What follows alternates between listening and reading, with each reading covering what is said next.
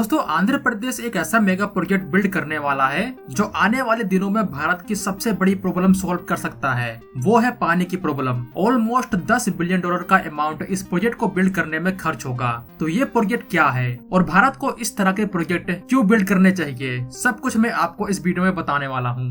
आंध्र प्रदेश का रयाला सीमा रीजन आज के टाइम बहुत ज्यादा वाटर क्राइसिस से गुजर रहा है और ये ऐसा नहीं है कि ये प्रॉब्लम आज की है। ये प्रॉब्लम कई साल पहले से शुरू हो गई थी।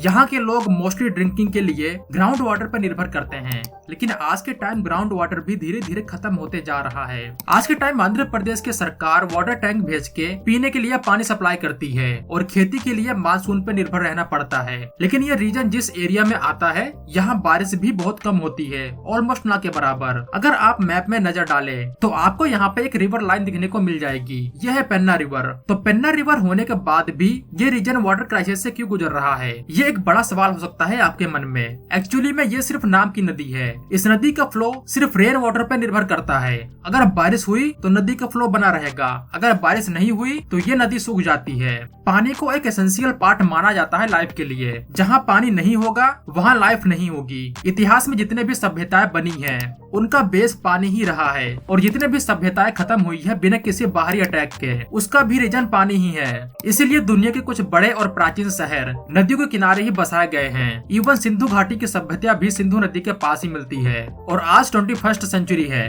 दुनिया बहुत आगे निकल चुकी है। अगर हमारे देश का कोई भी रीजन इस समस्या से जूझ रहा है तो ये एक दुर्भाग्य की बात है। तो अब सवाल आता है कि आंध्र प्रदेश की सरकार कैसे इस प्रॉब्लम को टैकल करेगी। आंध्र प्रदेश की सरकार अब 3 बड़ी नदियों को आपस में इंटीग्रेट करने वाली है। ये सुनने में आसान लग सकता है, लेकिन ये उतना आसान नहीं होगा। इस समस्या को सबसे पहले 2000 के स्टार्टिंग में ही रिकॉग्नाइज कर लिया गया था। उस टाइम से ये बात चल रही थी कि इन नदियों को आपस में लिंक किया जाए ताकि हम इस बेशकीमती पानी को समुद्र में जाने से रोक पाए और इसका सही इस्तेमाल कर पाए। इसीलिए आंध्र प्रदेश की सरकार ने रिवर लिंकिंग प्रोजेक्ट को स्टार्ट किया और 2016 में पहली बार कामयाबी मिलती है जब पट्टी सीमा लिफ्ट इरिगेशन स्कीम के अंडर गोदावरी और कृष्णा नदी को आपस में लिंक किया गया। इसके बाद जो सरप्लस पानी आता था गोदावरी नदी में, उसको बड़े बड़े पावरफुल पंप के द्वारा पंप किया जाने लगा कृष्णा नदी बेसिन में। केनाल का एक नेटवर्क बनाया गया ताकि इस रीजन में पानी को सही से यूटिलाइज किया जा सके, वो चाहे ड्रिंकिंग पर्पस के लिए हो या फिर इंडस्ट्रियल और एग्रीकल्चरल यूज के लिए हो। इस प्रोजेक्ट के बनने के बाद यहाँ पे 7 लाख एकड़ में फैले एग्रीकल्चरल लैंड को पानी मिलने लगा। लेकिन समस्या सिर्फ एक हिस्से की खत्म हुई थी। आंध्र प्रदेश का साउथ का रीजन अभी भी सूखे की प्रॉब्लम से गुजर रहा है। इसलिए आंध्र प्रदेश की सरकार अब एक स्टेप और आगे जाके गोदावरी नदी को कृष्णा नदी के साथ साथ पेन्ना रिवर से भी लिंक करने वाली है। एक बड़ा रिजर्वायर का निर्माण किया जाएगा ताकि एक्स्ट्रा पानी को स्टोर किया जा सके जो मानसून के टाइम आता है। यह है गोदावरी नदी, जिसकी शुरुआत महाराष्ट्र में नासिक डिस्ट्रिक्ट के त्रिम्बलेश्वर से होती है। यहाँ से यह नदी महाराष्ट्र से होते हुए तेलंगाना और फिर आंध्र प्रदेश से सीधा बंगाल की खाड़ी में मिल जाती है। इस नदी की खास बात यह है कि यह देश की दूसरी सबसे बड़ी नदी है और ये नदी हर साल 110 बिलियन क्यूबिक मीटर वाटर को फ्लो करती है बे ऑफ बंगाल में। इसके अलावा मानसून के सीजन में बाढ़ जैसे हालात ही बन जाते हैं। कुल मिला के देखा जाए तो इस नदी का पानी बिना किसी यूज के समुद्र में वेस्ट चला जाता है। इसलिए सरकार ने इस नदी को एक प्राइमरी सोर्स के तौर पे रखा है इस पूरे रिवर लिंकिंग प्रोजेक्ट के लिए। पोलावरम प्रोजेक्ट ऑलरेडी एग्जिस्ट करता है। ये कितना खास है, ये कैसे काम करता है, इसके ऊपर मैंने एक डिटेल वीडियो बना रखी है जिसका लिंक डिस्क्रिप्शन में मिल जाएगा।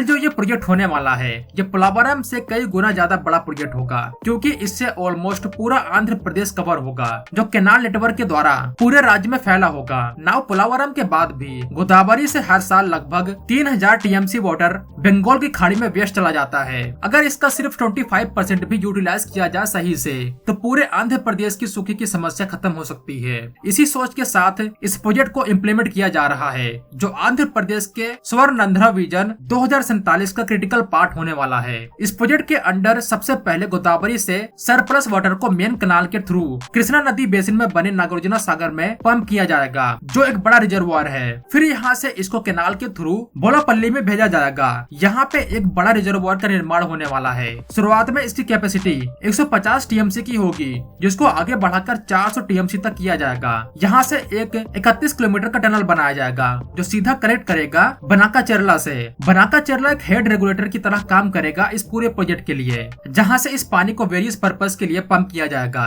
जैसे फार्मिंग, इंडस्ट्रियल और ड्रिंकिंग के लिए। इसके अलावा पेन्ना रिवर में भी इसको डाइवर्ट किया जाएगा। अब इस पूरे रिवर लिंकिंग प्रोजेक्ट से क्या क्या फायदे होने वाले हैं उसको भी जान लेते हैं। गोदावरी रिवर में मानसून के टाइम बाढ़ जैसे हालात बन जाते हैं और आसपास के कई एरियाज इससे प्रभावित होते हैं। जो एक्स्ट्रा सरप्लस वाटर होगा ऑलमोस्ट 280 टीएमसी, उसको इस कैनाल के थ्रू इस एरिया में डाइवर्ट किया जाएगा जहाँ पे बारिश बहुत कम होती है। तो यहाँ बाढ़ की प्रॉब्लम भी खत्म हो रही है, पीने के लिए पानी भी मिल रहा है और खेती के लिए भी पानी मिल रहा है। अगर मैं इसको एक क्रांतिकारी स्टेप बोलूं तो कम नहीं होगा। अच्छा, अब यहाँ एक जरूरी सवाल, इन सब के लिए फंड कहाँ से आएगा? वेल, जैसा कि मैंने स्टार्टिंग में बताया, इस प्रोजेक्ट का बजट ऑलमोस्ट 10 बिलियन डॉलर के करीब है। अगर मैं रुपीस में बोलूं तो 80,000 करोड़ रुपए के लगभग। इस प्रोजेक्ट के लिए लगभग 54,000 एकड़ के लैंड को एक्वायर किया जाएगा और 4,000 मेगावाट की इलेक्ट्रिसिटी भी जनरेट की जाएगी। तो अगर ये बजट 80,000 करोड़ के पार भी कर गया तो सरप्राइज मत होना, क्योंकि भारत के ऑलमोस्ट सभी मेगा प्रोजेक्ट में यह चीज देखी जाती है। बजट का इंक्रीज होना एक आम बात है। सो ये पैसा कहाँ से आएगा?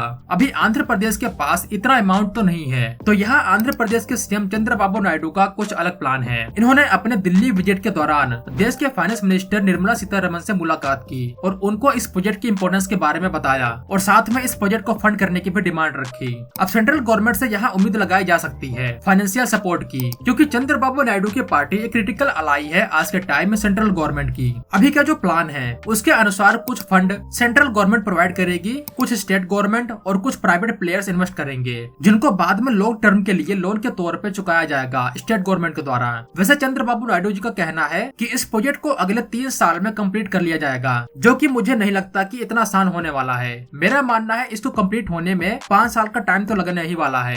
अगर फाइनेंशियल सपोर्ट सही टाइम पे मिलता है तो लास्ट में मैं आपको एक इम्पोर्टेंट फैक्ट बताने वाला हूँ। मेरा मानना है इस तरह के प्रोजेक्ट के लिए बिना किसी शर्त के फाइनेंशियल सपोर्ट मिलना चाहिए, क्योंकि ये भारत के फ्यूचर के लिए बहुत जरूरी है। 2019 में नीति आयोग ने एक रिपोर्ट पब्लिश की जिसमें यह बताया गया कि भारत अपने इतिहास के सबसे बड़े वाटर क्राइसिस से गुजर रहा है। लगभग 6 करोड़ लोग high to extreme water stress का सामना कर रहे हैं और ये सब हम अपने आसपास दे सकते हैं होते हुए। अगर सरकार ने जल्द से जल्द कोई बड़े कदम नहीं उठाए तो एक बड़ा वाटर क्राइसिस देखने को मिल सकता है भारत में। भले ही हम डेवलप कंट्री बनने के सपने देख रहे हैं 2047 तक, लेकिन यूएन की एक रिपोर्ट में कहा गया कि 2050 तक भारत दुनिया का सबसे बड़ा देश बन जाएगा जो सबसे ज्यादा वाटर स्कैर्सिटी का सामना कर रहा होगा। हम ऐसी रिपोर्ट को नजरअंदाज नहीं कर सकते। आंध्र प्रदेश की सरकार जो आज के टाइम कर रही है वो फ्यूचर को बचाने के लिए एक बड़ा कदम होने वाला है और मेरा मानना है इस तरह के प्रोजेक्ट, इस तरह की तैयारी दूसरे राज्यों को भी करनी चाहिए, जैसे कर्नाटक और महाराष्ट्र, क्योंकि हमारे पास नदियों की कमी नहीं है और ना ही बारिश की कमी है।